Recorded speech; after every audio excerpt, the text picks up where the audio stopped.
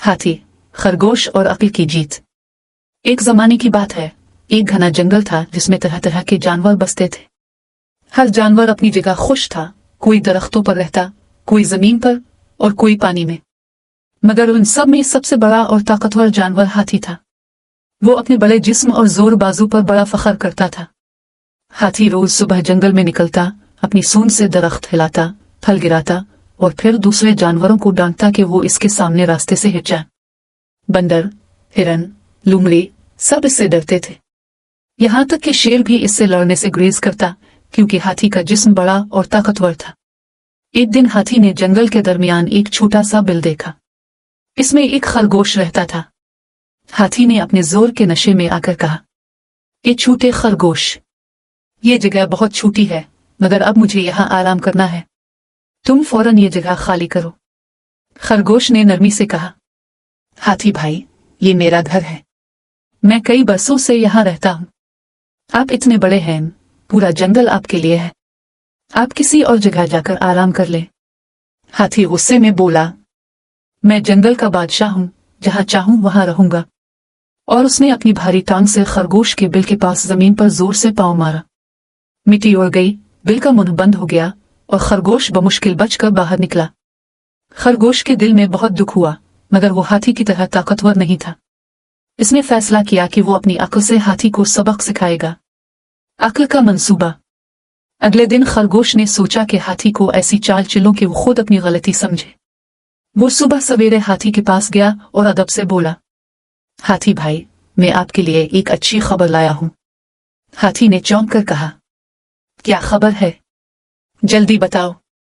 खरगोश ने दांत दिखाते हुए कहा, मैं कल रात आसमान के बादशाह चांद साहिब से मिला।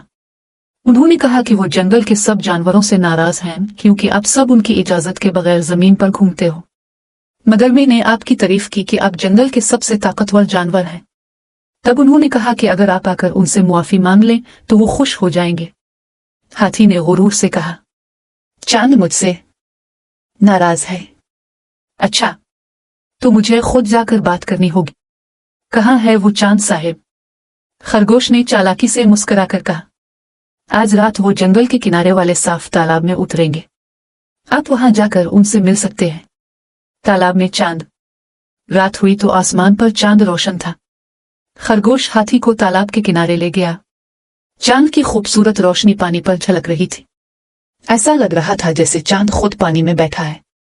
खरगोश ने आहिस्ता से कहा, देखो हाथी भाई, चांद साहिब पानी में है, मगर ध्यान से बात करना, वो बहुत नाजुक दिल है।